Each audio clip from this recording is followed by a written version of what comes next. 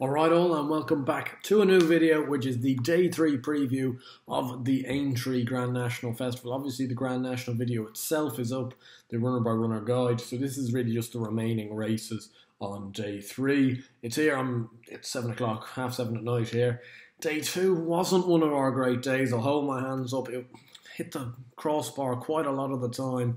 Canardier placed, Aramon came second, Top of the Game came second. Waiting Patiently was a bit of a bust. Min won. I had a little bit on Min, but had more on Waiting Patiently. And Sub-Lieutenant ran a very good race at 40 to 1. He was placed. Both Ematon and Lisnigar Oscar were placed. And Santa Rosa came third. So it was an annoying day because we were very close, but we couldn't quite get a winner. Anyway, the other races tomorrow, they're very hard. So I'd be suggesting small stakes, really. I think tomorrow could be a day where you could blow your load, to be honest. In the opener, Sire de Burlay here, 7 to 2. I can't be having him off top weight, though. I'd be opposing him with 2 each-way shouts. Coulanley at 12 to 1. Grade 2 winner at Cheltenham earlier in the season. Was a good 5th in the Martin Pipe at the festival as well. He's not proven over 3 miles, but I think he could run a nice enough race with Paddy Brennan on top. And also Mia Storm at 16 to 1. I like this horse for the Mare's Hurdle, but she was pulled out on account of the ground. Hopefully it isn't soft. It will seem to be drying today, so if it continues to dry and it becomes better ground, again, this horse has a good chance. And if it becomes better ground, she'll go in price. The Mersey Novices Hurdle, I'm a bit...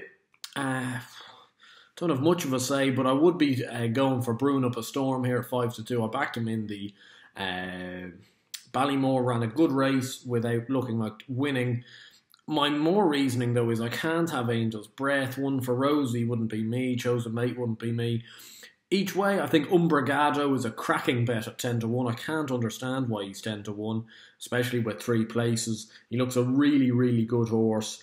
Looked good at Exeter last time out, and has very much scope to be better. David Pipe's team in very good form at the moment, as we know.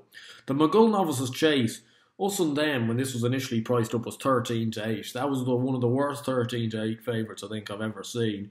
I couldn't be having him. In fact, I can't have him. Layla could win, but you'd want to take a real leap of faith. I think Clondall Castle was really flattered by the Arkle performance, and therefore I'd be going for both Ornua and Knocknanoose. It's only 7 runners, which is a disappointment each way wise, but both of these horses are good front runners, and hopefully at least one of them can stay there. Knocknanoose ran a good race in the Arkle despite the ground being against him, both at around 6 to 1. Both not bad each way prices. Stayers Hurdle's another one. I wouldn't mind. I'd like to see Apple's Jade return to her best. If she does return to her best, she'll win this race. But I couldn't be backing her. I've always been a little bit questionable about her, and no matter what time of the year it is, to be honest. Sam Spinner at 5 to 1. He ran very good in the Stayers Hurdle. He's another one. If he continues with that form, he'll win this race, but I can't see that happening myself. So again, it's each way plays for me, and it's if the cap fits at 7 to 1 for Harry Fry. First time headgear up to 3 miles. Looks like that could do him well. Second in the National Spirit Hurdle at Fontwell last time and staying on all the time. And one other would be West Approach, who I see is out to 25 to 1. Now, I think that's a big each way price. He's run some really good races this year to pay runner up to Paisley Park twice. Was 9th in the Stayers Hurdle, which wasn't a great performance. Him and Holstone were very close for me. I think both of them will both run all right races at each way prices. The Betway Handicap Chase, I know it's not particularly a new idea, but I think DBC here is a really good horse. I love him as a horse, and he's a very good horse at Aintree as well. He's got some good form figures at the track. He's 5 to 1, which is short for a handicap of this nature, but I do really like him. And one horse that I just have to back on sentiment almost is Amalino. I've backed him the last twice at 16 to 1 at Leopardstown and at 10 to 1 at Downpatrick. And he's bolted up both times. He's here at 14 to 1. He's gone up in the weights again. Andrew Ring takes off 3. Could go well if he continues to progress. And the last race of the Aintree card, the 620, the conditional and amateur jockeys race. I think Shoe Time here has been well backed, and I can see why. He's still 5-1, which mightn't be the worst price. Was leading when falling at the final flight in this race last year. Is obviously targeted at this race every year by Jimmy Nash. John Joe O'Neill Jr. is really riding with great confidence. And a horse I liked for the Fred Winter, Chief Justice.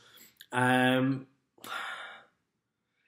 ran a good race. I thought he was very much outpaced for a large amount of that race and then actually plugged on very well. Jamie Codd's in the saddle here, which is no back number. 7-1 I think is a good each way price. And hopefully one of those two Irish Raiders can give us a winner in the lucky last. Obviously adding to the national, if you want to see my national tips, do check out the recent video on that.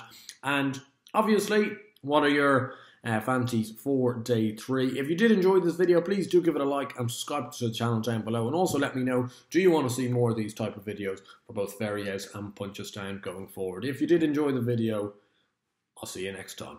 Best of luck.